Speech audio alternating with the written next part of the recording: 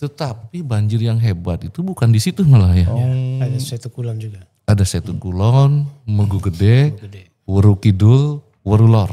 Dan Jalan Patahila satu lagi. Jalan Patahila. Ternyata itu ada sungai, anak sungai daripada Cipager itu. Jadi ketika Cipager meluap ya otomatis anak sungai ini juga meluap. Sedangkan semua konsentrasi di Satu belah. di Watu Belah dengan di Setu Wetan ya. BPBD semua di sana. Akhirnya kami waktu jadi gini, ketika pas bencana yang kita pikirkan kan bagaimana mengevakuasi karena ini banjir. Itu dulu, evakuasi dulu. Kita mengevakuasi itu dengan alat yang seadanya. Ada orang sakit sampai kasurnya di bawah ya. Iya, ranjangnya juga di bawah Pak. Ranjangnya di bawah. Dan di depan kita menyaksikan itu.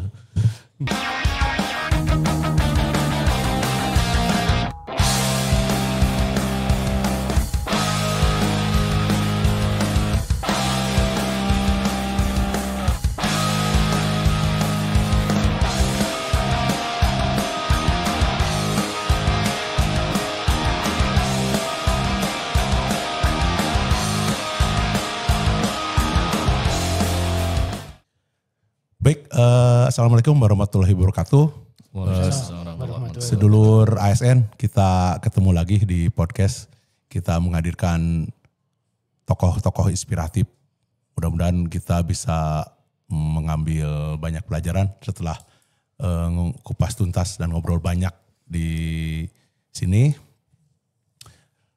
Kabupaten Cirebon salah satu wilayah yang sangat maju. Saya pertama ke Kabupaten Cirebon itu di tahun 1996 di Terminal Weru. Saya tahu Weru keadaannya kayak gimana. Tahun sekarang perubahannya di luar ekspektasi saya. Saya nyangka dulu Cirebon akan terus menjadi daerah tradisional, ternyata rubah sekali. Ini perubahan sosial ini menimbulkan banyak-banyak permasalahan. Dan permasalahan di Weru sangat kompleks. Karena untuk kecamatan-kecamatan perbatasan seperti Mundu ataupun Talun, terus Kedawung, Gunung Jati, tidak sekompleks masalahnya. Karena mungkin mereka hanya menyangga kota ya, kota Cirebon. Tapi kalau Weru menyangga kota iya, menyangga kota Sumber iya. Dan perubahan Weru itu dari pertanian dan pengrajin tradisional sekarang mulai bergeser ke pengrajin jasa. Dan ini dibutuhkan seorang kepala wilayah, tapi sekarang udah bukan kepala wilayah ya. Kecamatannya harus bekerja ekstra keras. Dan kecamatan itu sebuah satu tim yang dipimpin oleh seorang nahkoda. Baik, di depan saya sudah hadir. Beliau darah camatnya mungkin udah mengalir sebelum dia masuk kuliah. Beliau sahabat saya, teman diskusi saya, seorang camat yang progresif, walaupun gayanya antik. Jadi beliau progresif dalam segala hal. Ketika terjadi banjir, penyelesaiannya di luar nalar saya. Ketika ada apapun di luar nalar saya. Ternyata berhasil. Itu saya anggap beliau sangat progresif. Kita hadirkan sini Bapak Hepazi Aldahari. Selamat siang Pak Hepazi. Selamat siang Pak Ramdan. Kita panggilnya Alda aja ya. Iya. Pak Camat Alda. Siap. Beliau hadir bersama timnya langsung ini karena saya sering diskusi bareng. Ternyata selalu bawa timnya. Bukan Pak Aldanya takut, tapi ini bukti bahwa kerja tim. Keberhasilan adalah hasil tim, tapi kegagalan tanggung jawab Pak Camat. Baik, Pak Juhri sebagai sekretaris kecamatan. Selamat siang, salam sehat. Selamat siang, sehat-sehat. Dan karena di Weru itu permasalahannya hampir mayoritas itu UMKM dan masalah-masalah sosial, berarti kita hadirkan Bapak MP, Pak Ayib. Terima kasih telah hadir. Siap, terima kasih Pak Ramdan.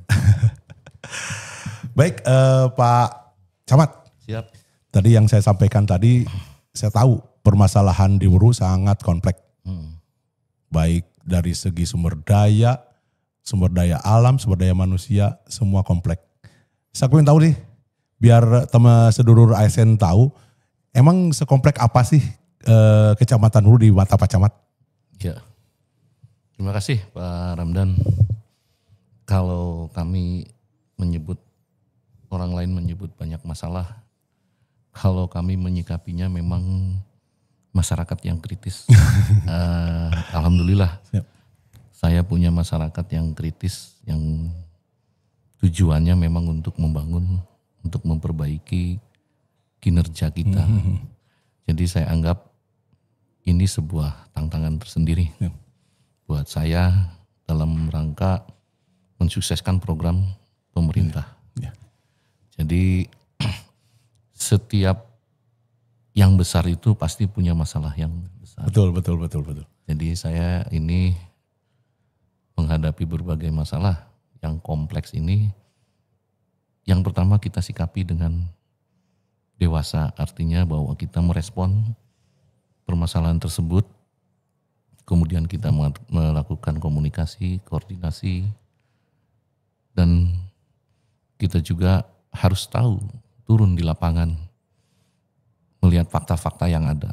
Itu yang paling poin penting. Sehingga kita bisa menganalisa permasalahan apa sih yang terjadi, kemudian solusinya seperti apa. Saya kira, jadi kalau ada permasalahan ya memang itu mendewasakan kita. Betul. Jadi menganggap permasalahan itu sebagai sebuah dinamika dan kita ikuti saja, nikmati. Nikmati. Bagus. Ini emang ini buktinya bahwa saya tidak salah. Beliau sangat progresif. Salah satu camat yang sangat progresif. Jadi Pak Camat, sebenarnya kalau tadi bahasa tadi mah semua wilayah juga sama. Sama. Saya ingin tahu kuncinya apa nih? Kunci Pak Camat bisa menyeimbangkan segala permasalahan dan bisa membawa gerbong kecamatan itu banyak program yang berhasil. Itu apa? Kuncinya apa nih? Kuncinya yang pertama, saya selalu turun ke lapangan. Itu yang poin paling penting. Kemudian kami merangkul beberapa pihak. Semua pihak kita ajak diskusi, kita ajak komunikasi, kita ajak cari solusi, duduk bersama. Semua mereka itu tujuannya satu, membangun Weru. Ya. Semua itu membangun Weru. Cuma cara penyampaiannya terkadang di luar kita. Tapi tujuannya satu, membangun. Karena kita kalau membangun, tidak mungkin kita berdiri sendiri. Kita butuh saran, masukan, kritik dan lain dari yang semua. Tapi kunci utamanya mah duduk bersama, diskusi. Itu akan menjadi permasalahan, itu akan clear semua. Karena tanpa komunikasi kita nggak mungkin. Berarti kuncinya komunikasi. Berarti kembali nih dari podcast kemarin ternyata yang kunci ada soft skillnya. Bukan hanya hard skill tapi soft skillnya. Mungkin Pak Camat dan camat-camat lainnya mungkin kalau data, teori segala macam sama lah. Sederajat semuanya, nilainya sama, grade sama. Seorang mampu untuk jadi camat. Tapi soft skill yang membedakan mungkin ya. Iya itu. Nah mungkin kuncinya Pak Camat karena saya tahu di Weru itu latar belakang masyarakatnya, kesejahteraan sosialnya juga tingkatnya makin tinggi, jenis pekerjaannya juga beragam.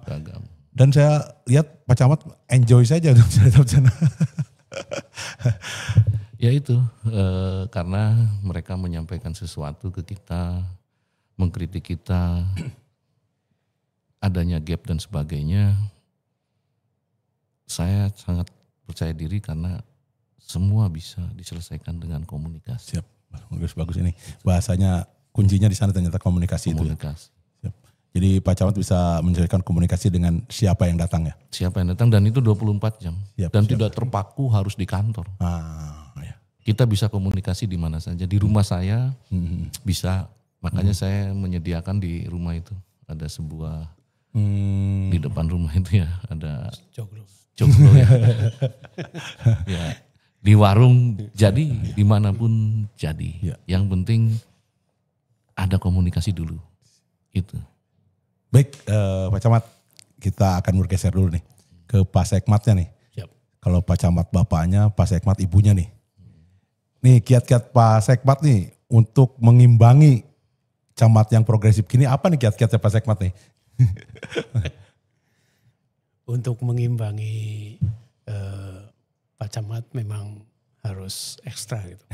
Karena saya sendiri kalau mengimbangi Pak Camat jelas saya nggak bisa mengejarnya gitu.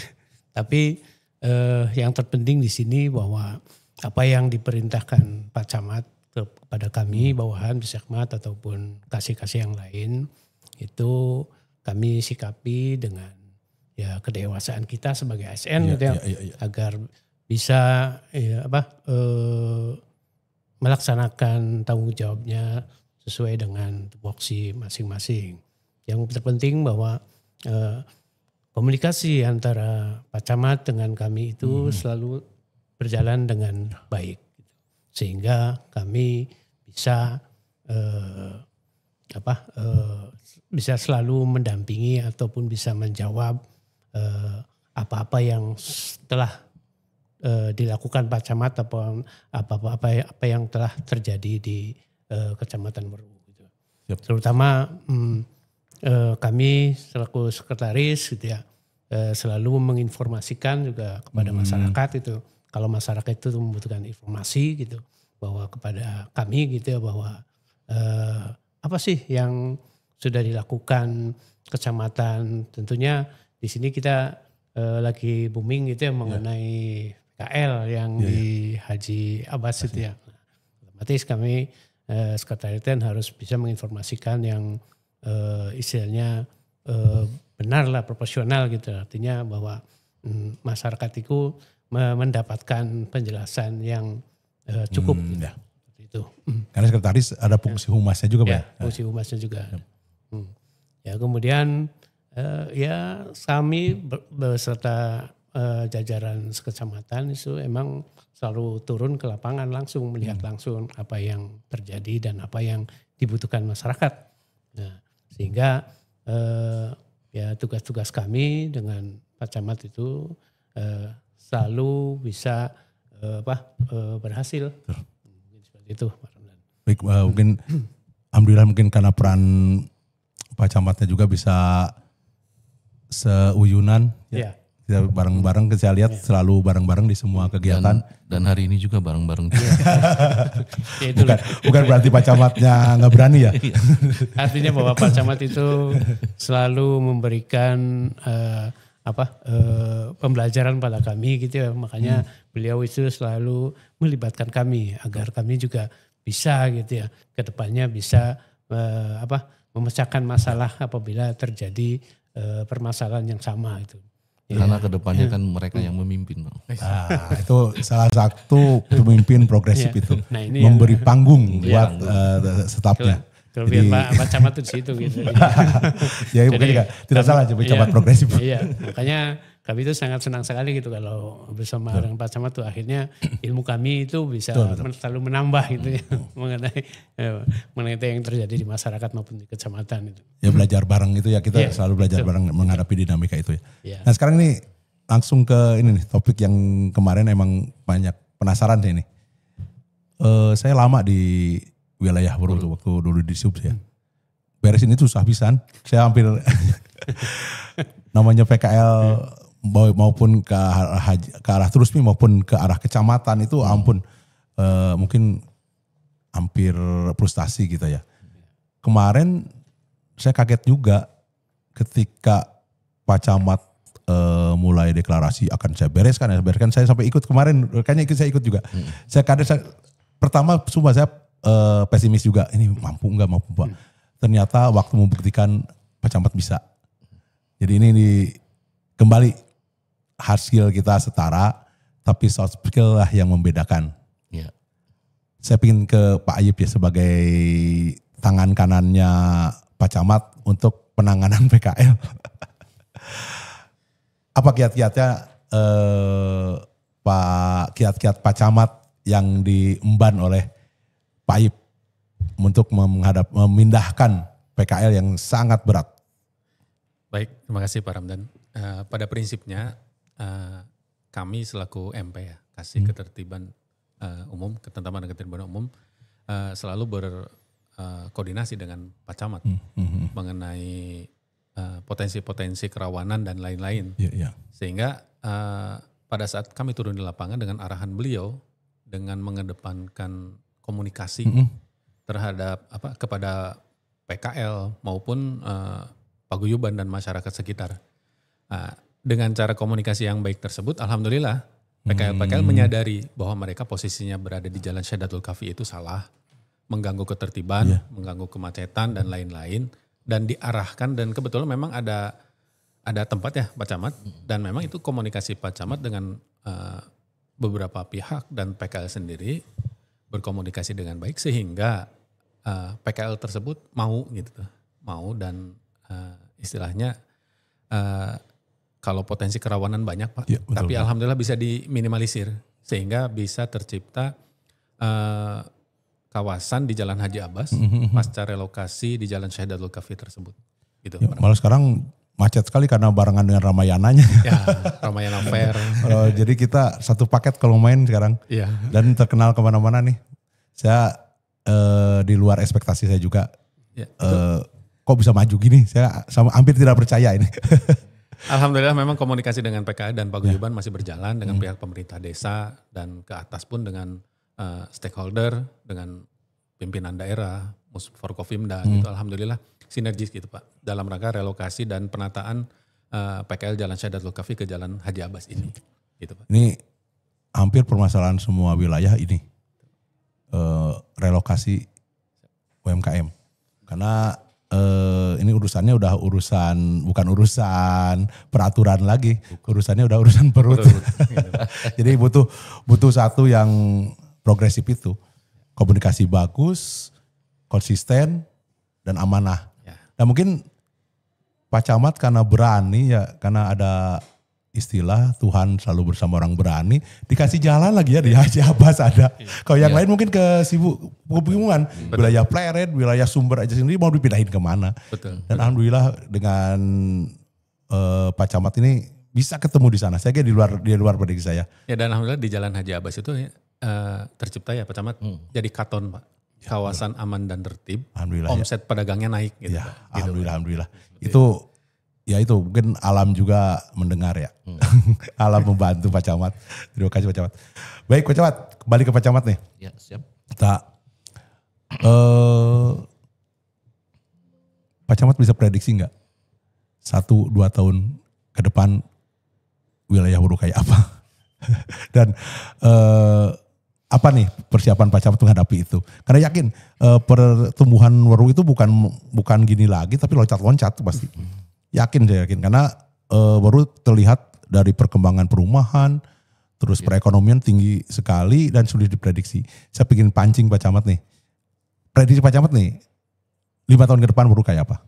Ya, prediksi saya 5 tahun ke depan dengan kultur masyarakat Wuru. Kebetulan saya orang Wurunya nih. Ya. Jadi menjadi kawasan yang sangat maju. Karena kultur masyarakat Wuru itu jatuh bangun sudah biasa Pak dalam usaha nih. Ya, itu ketangguhannya itu ya. Ketangguhannya. Dulu di tahun era 90-an, 80-an ada yang namanya rotan ya. Begitu booming ekspor tingkat dunia. Betul. Setelah keran ekspornya dibuka oleh pemerintah agak turun. Ya.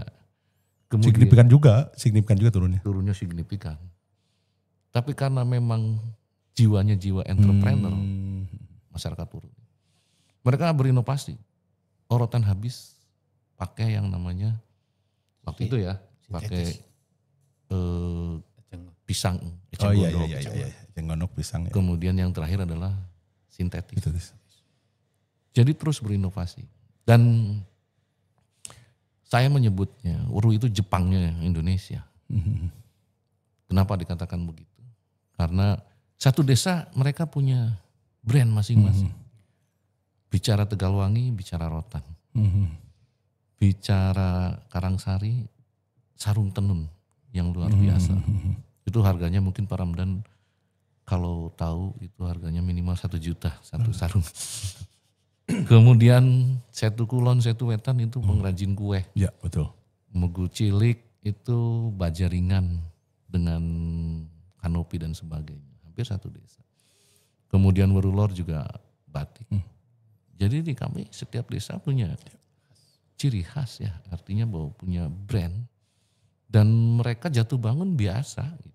Makanya saya memprediksi Wuru akan lebih hebat. Lebih hebatnya kenapa? Karena kultur masyarakatnya memang luar biasa. Dan andaikan permasalahan selalu hadir di sana, karena memang menuju kesuksesan betul, selalu banyak masalah. Betul. Jadi kultur masyarakat yang luar biasa. Kemudian pola pikir masyarakat di sana itu dari kecil itu sudah harus berwirausaha. Betul. Itu yang paling penting itu. Makanya di sana apapun ada Pak Ramdan. Di kita itu seperti makanan-makanan khas dan sebagainya. Ya, betul.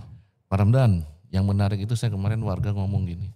Pak Camat yang gak ada tuh jualan suket. Rumput ya. Di Wuru tuh gak yang cuma gak ada. Gak taunya ada. Di bawah jembatan tol itu ternyata bukan sebangsa rumput itu yang kemudian dikasih sambal ya. Rumput goreng. Karena memang satu selain pedagang, nenek moyangnya juga pedagang. Masyarakat Wuru itu juga seorang entrepreneur, seorang pengusaha yang siap tarung. Maksud saya siap tarung itu artinya jatuh bangunnya seorang pengusaha itu setelah jatuh banyakannya kan selesai nih Bos. Di Wuru itu biasa. Besok jatuh, lusa bangun lagi. Karena memang kreativitasnya luar biasa masyarakat Wuru. Iya, betul. Tinggal kita pemerintah kecamatan, pemerintah desa mendorong itu aja. Bagaimana agar ini berjalan. Kita mendampinginya secara regulasinya. Kemarin PKL di Jalan Abbas ya.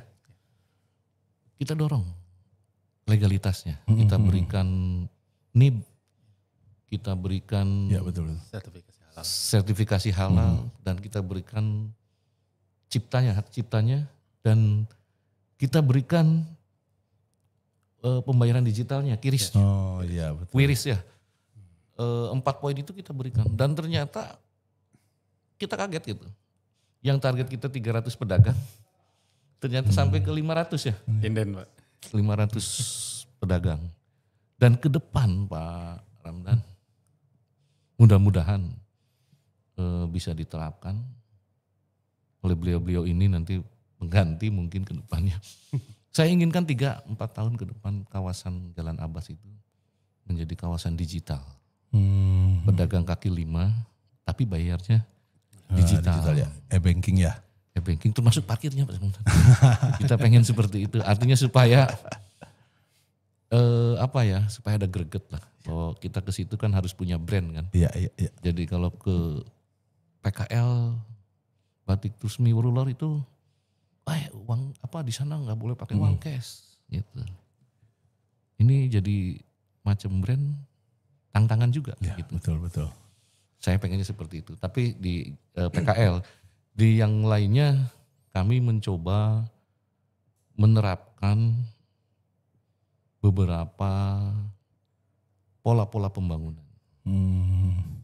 Ya, jadi gini, pola-pola pembangunan kita kan partisipasi. Iya.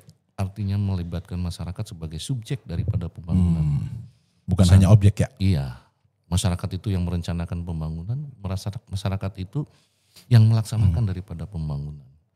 Artinya bahwa ke depan masyarakat di Wuru itu saya akan tambah porsinya. Bicara pembangunan itu tidak serta berbicara infrastruktur, Pak. Iya, betul. Infrastruktur itu hanya pintu saja, ya, pintu menuju peningkatan ekonomi. Tapi ada yang paling penting di sana, pembangunan empowering, empowering, pemberdayaan masyarakat. Intinya bagaimana membangun manusia seutuhnya. Kita mencoba di Wuru ini dengan dana desa, dengan dana yang ada di kecamatan juga mengarahkan ke arah pelatihan. Bagaimana meningkatkan pelayanan dasar kesehatan, pelayanan dasar pendidikan, dan peningkatan ekonomi. Ini poin penting, tujuannya membangun manusianya. Ya, betul. Kalau kita berbicara infrastruktur, tidak selesai, Pak. Yang penting kita jangan ngomongin gun, tapi man behind the gun. Nah itu. Saya sangat setuju itu. Ya. Karena ketika infrastruktur kita terbatas anggaran, dengan masyarakat Wuru yang tangguh, biarlah anggaran sekecil apapun akan menjadi stimulan. Hanya akan jadi si pematik aja. Iya, hanya merangsang aja. Misalkan setuju. Nah ini benar-benar kembali saya akui camat progresif. Setelah itu pecamat. Rada menyimpangnya. Ya, kita PKL, saya tahu carut marut PKL bisa memindahkan Haji Abbas saja udah alhamdulillah. Kalau sekarang masih banyak PR-nya di pasar ayam juga gimana, di pasar kue gimana kan. Itu PR-nya Pak Camat, saya yakin Pak Camat mampu lah. Nanti dengan pikiran yang progresif selalu di luar kebiasaan, Camat yang out of the box. Saya tahu ketika menghadapi tamu hanya pakai kolor. Itu mungkin kelebihan beliau sangat progresif di pemikiran, tapi ada masukan juga bungkusnya harus. Kalau kuehnya enak tapi bungkusnya jelek juga itu ya. Tapi saya kritik juga nih, kalau pikiran progresif ya baju juga harus progresif. Itu bagiannya pas Ekmat ya diajarin pakai bajunya. guyon pejabat. Ini pejabat, kita pengalaman juga ya. Ketika tahun kemarin Wuru yang didata mitigasi bencana tidak akan masuk ke orang yang terdampak, wilayah terdampak, ternyata terdampak. Berarti ini kan ada perubahan atau degradasi lingkungan di atas nih. Betul. Ya, karena banjir itu bukan kesalahan kita. Kesalahan manusia. Kesalahannya apa? Degradasi lingkungan di atas. Ya, di hulunya. Nah, saya tahu ketika Wuru terkaget-kaget ketika ada banjir bandang. Pak Camat gimana nih menghadapinya dan persiapan apa, karena sekarang bentar lagi mau musim hujan juga nih. Ya. Karena prediksi semakin degradasi lingkungan turun, curah hujan semakin tinggi. Ya. Saya ingin tahu waktu kemarin gimana, nah sekarang persiapannya apa nih Pak Camat? Karena bukan merasa aman lagi nih Wuru. Wuru bukan berarti bebas bencana nih. Wuru itu jadi salah satu potensi bencana. Ya. Kita harus siap-siap karena ketika terjadi di timur mungkin kepadatan segala macam jauh dengan di Wuru. Lebih masif nanti ketika bencana yang sama terjadi di Wuru lebih masif. Dari infrastruktur ya, dari sosial ya, dari psikologis masyarakat nanti gimana. Silakan pejabat, karena bentar lagi udah musim hujan nih. Ya, ya Pak Ramdan, tahun kemarin aspek ke belakang dulu. Bahwa saya juga kaget. Tidak biasanya Wuru banjir sehebat kemarin. Dan ini membuat kaget kami. Dan kebetulan waktu itu pukul 11 malam ya, Mas Ekmat ya. Ya, 10-11an. Jam 11. Kita mengetahui. Dan kebetulan saya hadir di situ, langsung di TKP dengan lengkap. Dengan Pak MP, Pak Sekmat, dan Pak Ekbang juga hadir di sana. Ternyata yang terdampak itu ada dua nih Pak Ramdan. Yang pertama yang di air sungai Cipager itu dampaknya hanya ke desa Setu Wetan. Karena mereka langsung sih salah satu Di alirannya. sepadannya ya. Ya. Tetapi banjir yang hebat itu bukan di situ malah ya. Ada Setu Kulon juga. Ada Setu Kulon, Mugu Gede, Gede. Weru Kidul, Weru Lor. Dan Jalan Patahila satu lagi. Jalan Patahila. Ternyata itu ada sungai, anak sungai daripada Cipager itu. Cipager itu. Jadi ketika Cipager meluap ya otomatis anak sungai ini juga meluap. Sedangkan semua konsentrasi di Satu belah. Watu Belah dengan di Setu Wetan ya. Iya. BPBD semua di sana. Akhirnya kami waktu jadi gini, ketika pas bencana yang kita pikirkan kan bagaimana mengevakuasi Ya, betul, karena ini betul. banjir. Ya, betul. Itu dulu, evakuasi dulu. Kita mengevakuasi itu dengan alat yang seadanya. Ada orang sakit sampai kasurnya di bawah ya. Iya, ranjangnya juga di bawah Pak. Ranjangnya di bawah ya. Dan di depan kita, Iya, kita depan menyaksikan kita, itu. Tuh, kemudian banyak masyarakat. Yang kedua adalah pengobatan seadanya. Karena banyak manusia, bukan manusia, banyak warga yang terkena beling Pak. Karena dia ngoyok kan gitu ya, Betul, jalan di air. Gatal. Paku dan Ya. obat-obatan seperti itu. Nah, sekarang bagaimana kita mengantisipasi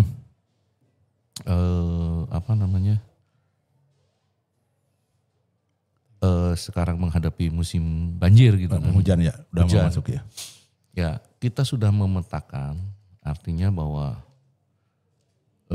dengan setempat supaya ini tidak terulang, walaupun hasilnya kita belum tahu, tapi upaya yang kita lakukan yang pertama adalah kita memberikan ruang kepada kepala desa untuk memaksimalkan program padat karya tunai dengan pembersihan sungai-sungai, anak sungai tadi itu. Kita rata-rata sudah dianggarkan hampir berapa persen di setiap dana desa. Kemudian yang kedua, kita mengantisipasi dengan cara yaitu memberikan dana lagi nih Pak, dana bencana alam nih ya, untuk persiapan dapur umum. Siap. Tapi udah dimitigasi Pak, lokasi di mana? Lokasinya sudah. Dan kebetulan memang ini yang sulit ya Pak, yang sulit kita jangkau ini karena ada kewenangan nih. Kewenangan kabupaten, Ya, betul. kewenangan desa, kewenangan kecamatan, dan kewenangan provinsi. Tapi kalau ketika bencana kan tidak ada kewenangan Pak. Iya. Tetap Pak Camat yang tanggung jawabnya. Ya, pasti Pak Camat tanggung jawabnya. Jadi kita sudah antisipasi mencoba membersihkan saluran-saluran agar air itu bisa mengalir dengan baik.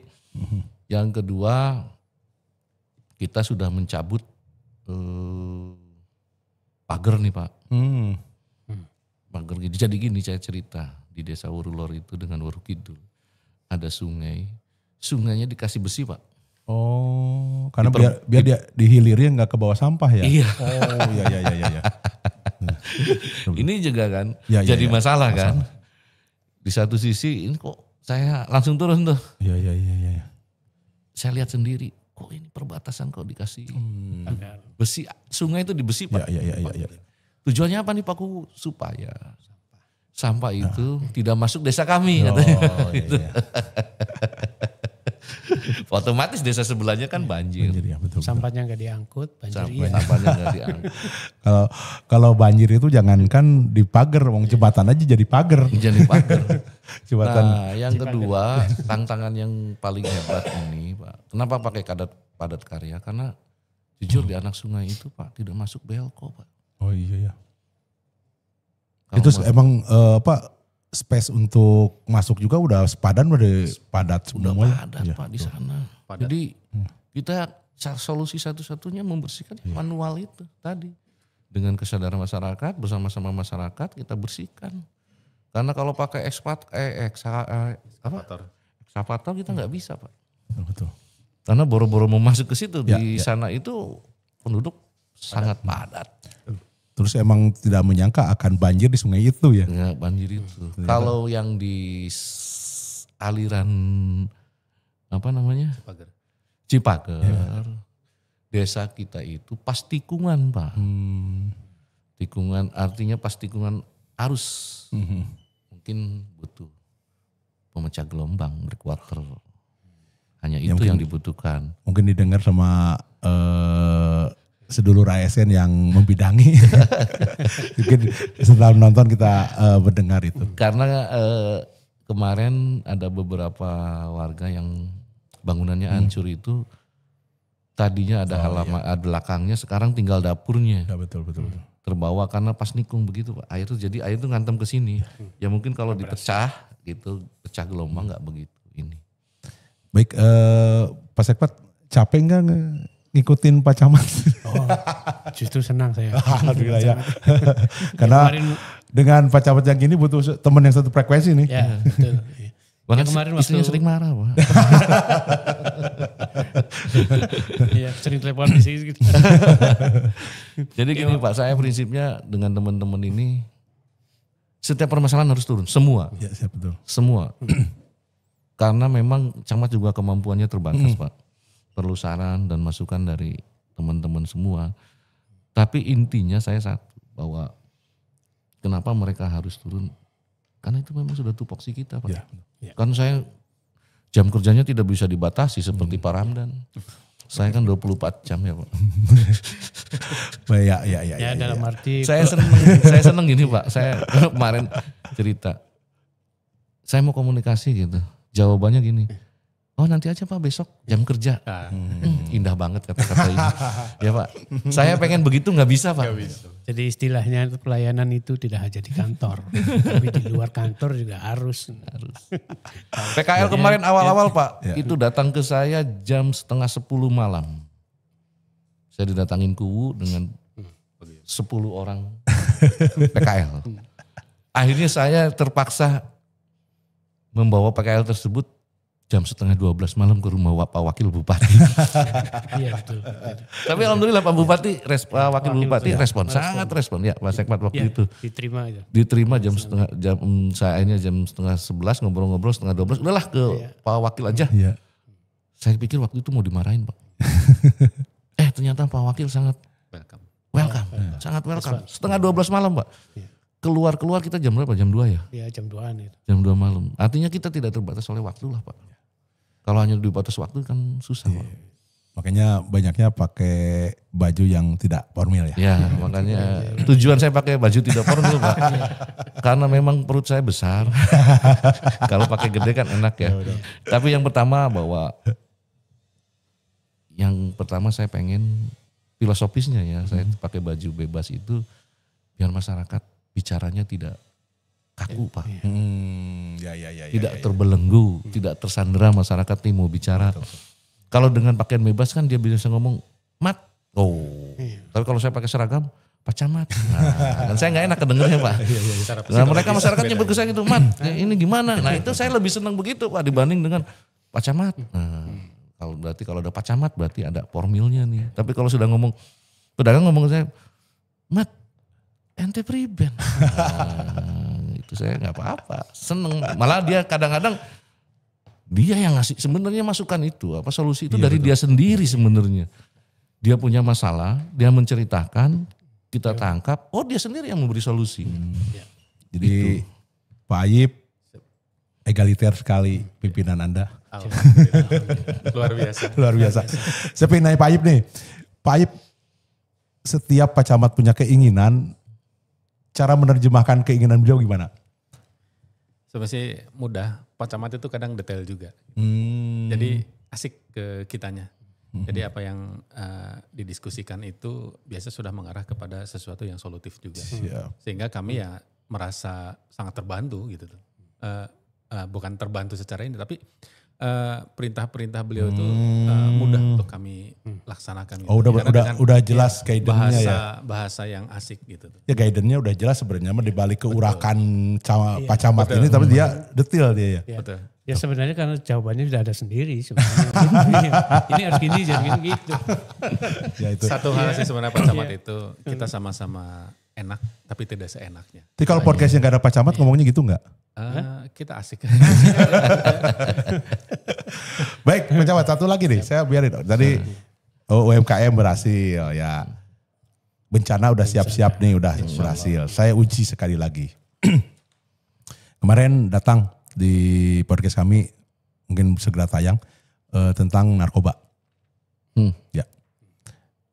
Kembali lagi. Kerawanan sosial, terutama di usia muda ada di Buru. Karena desanya wilayah termasuk wilayah urban kan.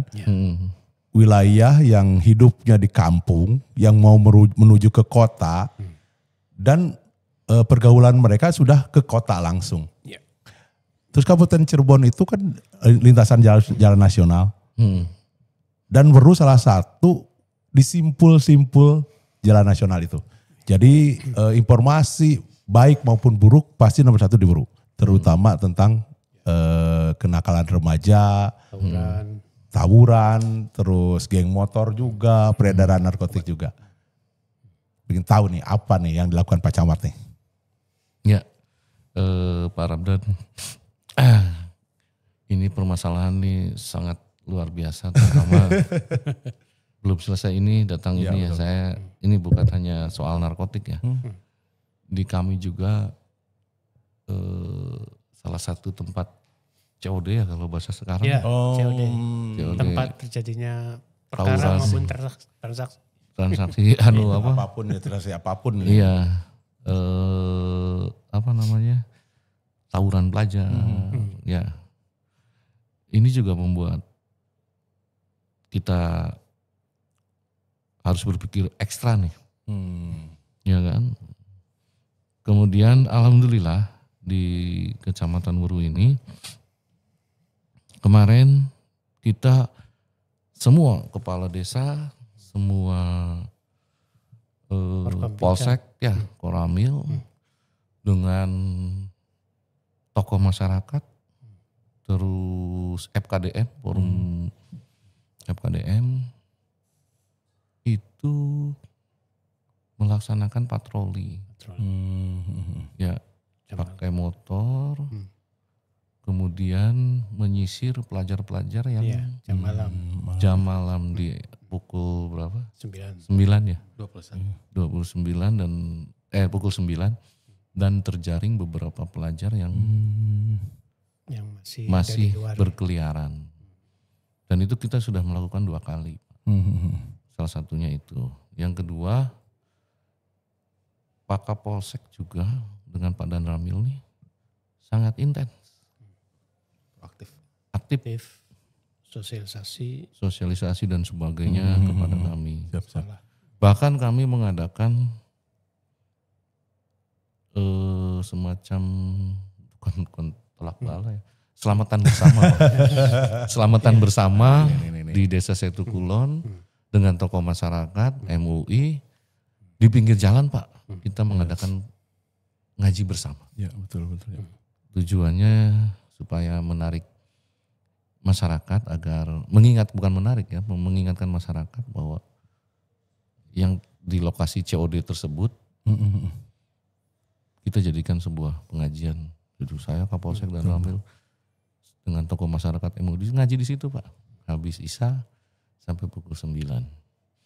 Kemudian Pak Kapolsek dan Pak Dan Ramil juga mungkin hari Selasa atau Rabu tuh ya, saya sudah ngobrol. Patroli lagi nih. Ada dampak dari penutupan. Macan. Saya Pak, kita kecilkan ke remaja aja. Ya. Saya lebih menarik untuk membahas kenakalan remaja. Kenakalan remaja ini kita akhirnya memanggil dan bukan memanggil kan, kepala sekolahnya juga ikut patroli Pak. Ikut patroli. Kebetulan waktu itu ada siswanya juga ya. Dan saya panggil kepala sekolahnya. Ya terus kemudian saya temukan, Dek kenal gak sama ini? Itu kepala sekolah saya Pak. Tapi sangat respon, mereka sangat bagus. Artinya bahwa Pak kepala sekolah ini mau Pak ikut, jujur ya ikut patroli. Ya walaupun menemukannya pahit nih. Iya betul. Yang ditemukan muridnya. Gitu.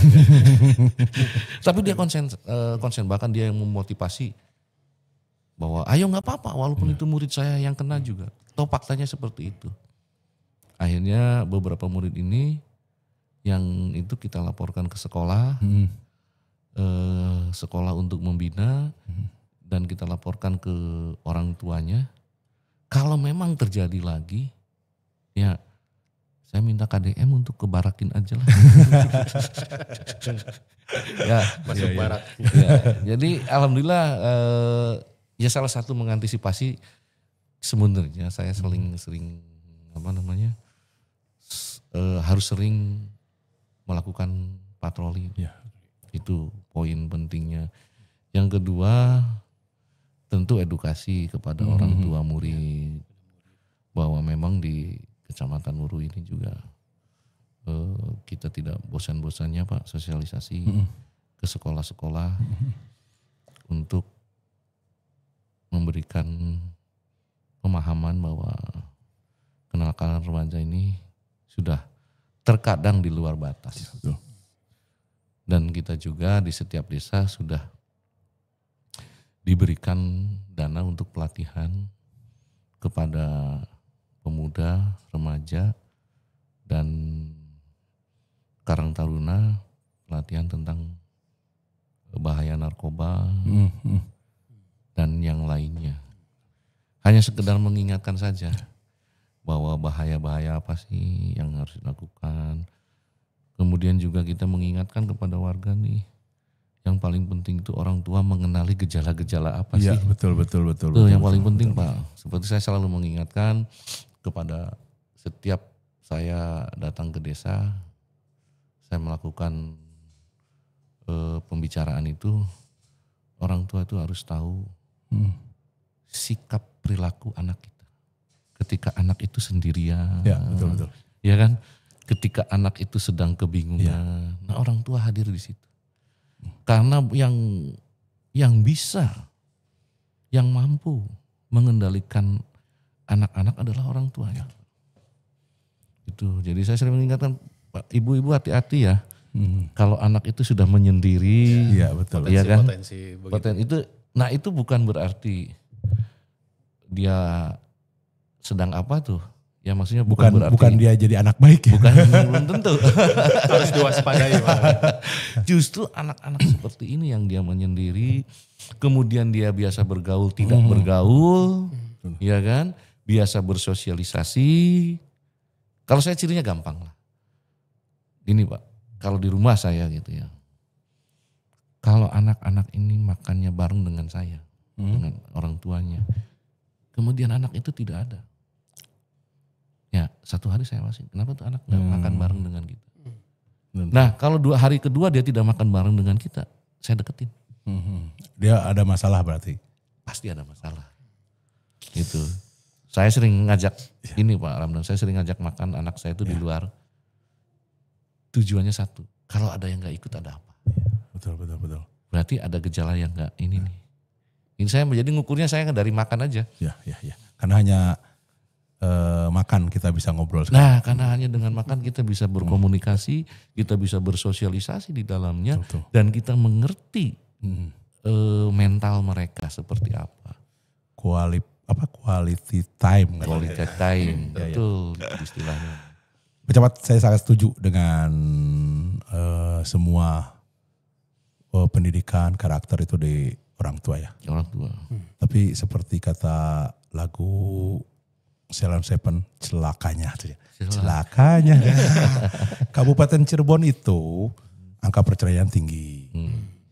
Terus di Weru saya yakin wilayah Weru itu urbanisasi sangat tinggi. Nah tugas kondisi ekonomi Indonesia ini memaksa untuk orang tua itu mencari rezeki jauh dari anak, mengorbankan tumbuh kembang anak. Ini apa nih imajinasi Pak Camat nih? Saya yakin di Weru juga angka perceraiannya tinggi. Terus urbanisasi tinggi. Jadi tumbuh kembang anak pasti tidak didampingi oleh orang tua yang utuh. Ya. Nah kalau ada jumlahnya masif, Pak Camat mau apa nih? saya punya biar contoh juga karena fatherless country kita itu kita nomor 1 di dunia loh setelah India. Sebelum di atas India. Jadi kita ini orang tua ini mencari rezeki itu mengorbankan mendampingi tumbuh kembang anak. Jadi fatherless country. Jadi tumbuh kembang anak tanpa orang tua. Dan mungkin bukan di Peru yang paling tinggi, pasti di wilayah-wilayah yang urbanisasinya tinggi. Ada 1 perceraian, kedua urbanisasi. Itu pada sekali sama. Jadi tumbuh kembang anak didampingi oleh orang-orang seperti nenek, kakek atau paman atau kakaknya. Nah, saya ingin tahu nih bocoran Pak Camat tentang pemikiran itu gimana nih? Apakah Pak Camat akan berbuat apa nih? Ini memang berandai-andai aja Pak Camat. Ya. Sebenarnya kan gini Pak, orang tua mencari rezeki keluar itu karena memang di dalamnya sudah tidak ada. Itu poinnya. Artinya bahwa di Kecamatan Weru sebenarnya Pak dengan kreativitas yang ada, dengan home industri yang begitu luas, ya sebenarnya mereka tidak perlu keluar. Ya. Karena apa? Karena potensinya juga ada. Jadi saya mengingatkan kepada warga bahwa sebenarnya kita punya potensi nih. Di setiap daerah, di setiap desa, setiap apapun punya potensi. Tinggal bagaimana menggali potensi tersebut. Jadi artinya bahwa kita memberikan edukasi kepada masyarakat bahwa kita tidak perlu keluar, tapi di dalam juga ada. Oke. Tentunya tinggal kita ngimbanginya saja. Seperti gini. Di Weru sendiri ya, kebanyakannya UMKM. Mereka jarang keluar. Kalaupun mereka keluar itu semuanya dia membuat bukan pengusaha ya, buruh rotan sekarang sudah tidak ada. Ya tadi Pak, dengan inovasi kita tidak perlu keluar. Jadi kuncinya bahwa saya terapkan bahwa di setiap desa itu harus mampu menggali potensi agar masyarakat tadi tidak mencari nafkah di luar lah. Ya, kita minimalisir ya. Kita minimalisir seperti itu Pak Ramdan. Memang kan di Kecamatan Weru walaupun itu tapi masyarakatnya masih alhamdulillah masih bisa mencari nafkah ya di wilayah sendiri. Kemarin aja kan PKL yang tadinya aslinya nih Pak, PKL nih Pak 164. Begitu dibuka jadi 300 lebih. Alhamdulillah ya. Berarti kan ada pedagang baru nih. Ya. Antusias nih pedagang baru. Dan kita buka lagi nih yang namanya Masyarakat. Pak RW. Kita buka lagi Pak RW Pak. Pasar Rakyat Weru di hari Minggu. Bukan Car Free Day, bukan. Kalau Car Free Day kan tanpa asap nih. Ya kan? Kalau ini kita buka Pasar Rakyat Weru artinya pagi itu hari Minggu pukul 6 sampai pukul 14. Ya. Dan itu antusiasnya juga luar biasa. Artinya bahwa tumbuh kembangnya ekonomi itu mulailah, UMKM-nya mulai jalan lah. Nah tinggal kita menata aja sebenarnya Pak. Tugas kita pemerintah ini menata, memfasilitasi, terus yang ketiga memproteksi agar mereka nyaman. Pak, saya waktu mindahin PKL itu yang susah itu bukan apa-apanya, yang susah itu pola pikirnya. Iya. Meluruskan pikirannya ya. Pikirannya bahwa di situ itu kuburan Cina. Kalau dipakai dagang enggak laku. Ya betul. Nah inilah saya perang mindset dengan pedagang di sini. Ternyata luar biasa. Luar biasanya gimana? Ternyata keuntungan mereka bahkan lebih dari 2 kali lipat. Saya pernah duduk dengan Pak Sekmat, dengan Pak MP, tahu-tahu dikasih martabak sama Sorabi. Saya kan kaget nih. Ini bayar enggak? Gitu. Enggak Pak Camat, saya terima kasih ke Pak Camat. Tuh. Mereka berikan penghargaan. Karena saya punya kantor Pak di sana, bukan kantor ya, kantor cabang. Posko ya. Jadi setiap malam saya kadang-kadang duduk di, ya mungkin Pak Ramdan tahu sendiri lah. Duduk di sana tujuannya saya satu. Untuk mencari informasi atau menyerap aspirasi mereka atau menyelesaikan masalah di situ. Kalau masalah itu dibiarkan berlarut-larut akan bahaya. Itu. Nah kembali lagi kalau persoalan tadi bagaimana agar tidak keluar warga sekitar Weru meminimalisir. Salah satunya kami dengan pemerintah desa sudah berupaya banyak. Satu tadi ya, saya memberikan stimulan rangsangan tentang pelatihan membuat sabun. Kenapa saya bikin buat sabun setiap desa nih Pak? Agar mereka bisa memproduksi sabun, karena cara membuatnya begitu mudah, sabun cair dengan sabun sunlight tuh Pak, model gitulah. Model itu, kemudian pangsa pasar gede ya? Pangsa pasar gede, kemudian kita membuat, memberikan pelatihan hantaran Pak. Setiap desa wajib itu hantaran. Hantaran tuh yang buat hajatan itu buat hajatan tuh. Itu lumayan Pak, ternyata satu lipatan itu 15.000 apa 20.000. Iya betul. Kalau satu hari bisa 10 aja Pak, sudah 200.000. Kemudian pelatihan salon Pak. Salon, ini selama 1 minggu Pak. Kita rangsang mereka itu. Yang tadinya tidak mau menjadi mau, yang tadinya tidak tahu menjadi tahu. Mudah-mudahan mereka menjadi apa Pak? Menjadi entrepreneur.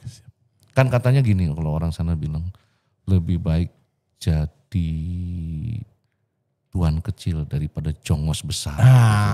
Gitu ya. Lebih baik jadi kepala tikus daripada butut gajah. Butut gajah gitu. Ini yang saya suka dari Pak Camat ini. Jadi kalau beliau Menteri Pertahanan, beliau sangat mengerti perang asimetris berarti. Ketika ditanya permasalahan keluarga, kenakalan remaja, jawabannya ekonomi.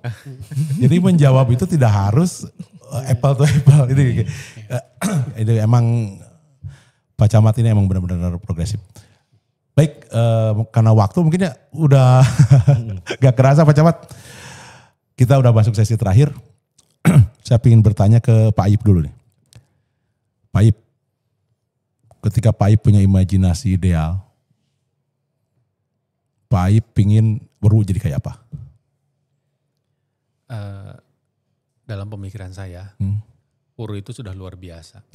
Sudah luar biasa. Masyarakatnya yang entrepreneur, ya sudah seperti yang disampaikan Pak Camat, sudah berjibaku lah dengan naik turun pangsa segala macam situasi dan kondisi diuji kan gitu. Mudah-mudahan Weru lebih maju lagi, masyarakatnya lebih sejahtera, dan tentunya dari sisi ketentraman dan ketertiban umum juga bisa tercipta situasi dan kondisi yang aman dan nyaman untuk pelaku usaha bisa melakukan usahanya dengan baik dan masyarakatnya makin sejahtera. Karena kita melakukan aktivitas ekonomi itu nomor satunya adalah kondusivitas. Iya. Betul. Terima kasih Pak Aib. Sama-sama. Nah sekarang nih Pak Sekmat. Siap. Apa nih bayangan Pak Sekmat Weru kayak apa? Tapi saya tidak mau jawabannya nggak ada anggaran. Kita berimajinasi ideal. Apa yang ada di pikiran kita? Saya ingin tahu nih Pak Sekmat. Weru kayak apa? Ya, ideal saya Weru itu bakal menjadi global ekonomi. Bagus. Karena apa? Potensi yang ada di Weru itu sangat menunjang sekali. Betul. Pertama, industri rotan yang dulu jaya gitu, ya apa salahnya kita jaya kembali. Revitalisasi. Ya. Yang kedua, industri kue ringan dan sebagainya kan sudah ada. Pasar kue ya. Sudah terkenal.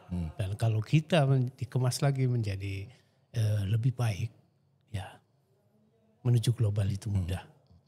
Dan yang ketiga, Weru itu sudah mendunia malah dengan adanya batik. Betul. Yang terkenal dengan batik Trusmi, Badan Trusmi itu wilayah. Wilayah. Nah itulah pandangan saya ke depannya. Weru itu menjadi global ekonomi. Indonesia. Baik. Dan terakhir Pak Ramdan. Nanti belum ditanya Bapak, nanti dulu. Bapak puncaknya nanti. Mungkin kalau ada, Pak Camat pernah nonton film Billy the Kid dulu? Wah ya, yang Gun itu. Yang Gun itu. Billy. Si Billy the Kid-nya ngomongnya apa coba? Si penjahat-penjahat yang ngejar Billy the Kid. Kalau koboynya gitu, kudanya juga gitu. Koboynya gila, kudanya gila. Ternyata benar. Camatnya progresif, anak buahnya juga progresif. Saya bangga. Baik, sekarang nih. Saya ingin tahu Pak Camat nih.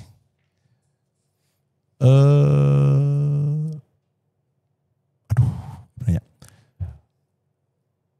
Saya ingin tahu nih, ke depan para petugas yang melayani masyarakat di kecamatan teh harus gimana? Imajinasi ideal ya. Kita tidak memikirkan anggaran, tidak kita. Jadi pinginnya tuh kecamatan harus gimana sih? Ketika kata Pak Camat tadi sumber daya bagus, terus aksesibilitas bagus, sumber daya manusianya juga bagus, kondusivitas harus dijaga ya. Nah, Pak Camat pingin camatnya apa sih? Harus gimana dibekalinnya nih? Karena Pak Camat harus bekal banyak nih untuk menyelesaikan berbagai masalah itu. Apa yang ingin Pak Camat dapatkan? Dukungan dari Pemda itu bentuknya apa? Kita di luar anggarannya, kita tidak anggaran. Imajinasi ideal Pak Camat apa? Biar Pak Camat dalam melaksanakan tugas sangat terbantu dengan bekal-bekal itu. Ya. Yang pertama sesuai dengan moto kami, kudu weru. Weru ya, kudu weru. Kudu kape. Artinya gini Pak Ramdan, bahwa yang paling utama adalah informasi dulu. Ini yang paling penting. Kita mau melakukan hal apapun tanpa informasi nonsen. Oke. Jadi saya pengennya ke depan di Kecamatan Weru itu sebagai informasi yang sangat akurat yang kita dapatkan. Dalam melakukan kegiatan apapun, kita nggak mungkin tanpa informasi. Fungsi kehumasan mungkin? Ya, itu akan ditingkatkan. Cobalah. Ya. Kalau di tentara mungkin intelijen nih. Oh, intelijen. Ya. Jadi itu dulu, saya pengen informasi dulu. Makanya kalau dengan apapun saya dengan informasi dulu. Informasinya seperti apa, itu yang kita cari dulu. Artinya bahwa informasi yang lebih penting, lebih sangat penting. Yang kedua, pemenuhan akan data. Ini yang jadi tolak ukur kita Pak. Data. Setelah informasi kita dapatkan datanya. Sehingga kita akan melakukan apapun akan mudah. Dan ini kan tidak memerlukan anggaran kan. Iya kan, informasi kan yang penting betul. Sering ngopi lah. Iya, kan gitu. Iya betul.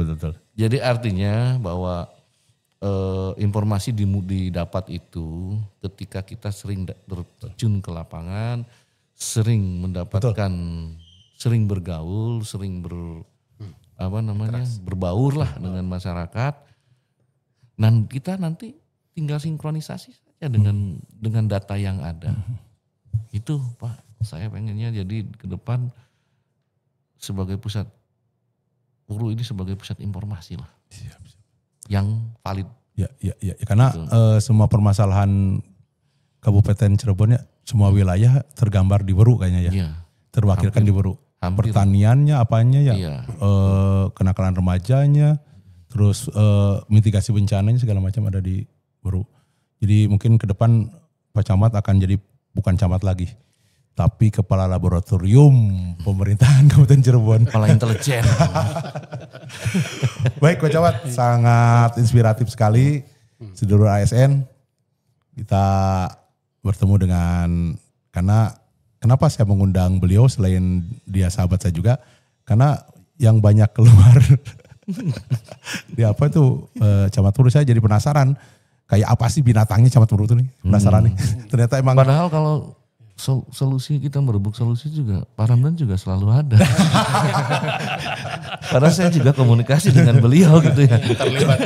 Terlibat beliau juga salah satu yang bisa menggolkan Weru juga kan gitu. Karena kenapa saya terlibat Pak Ip? Ketika saya penasaran dengan aturan desa, saya malas baca.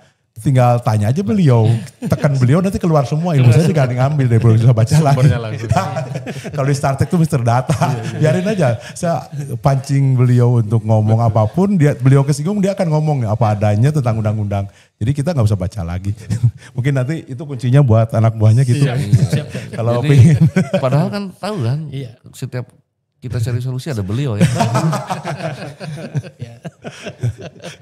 Ya, karena saya senang literasi apapun permasalahan.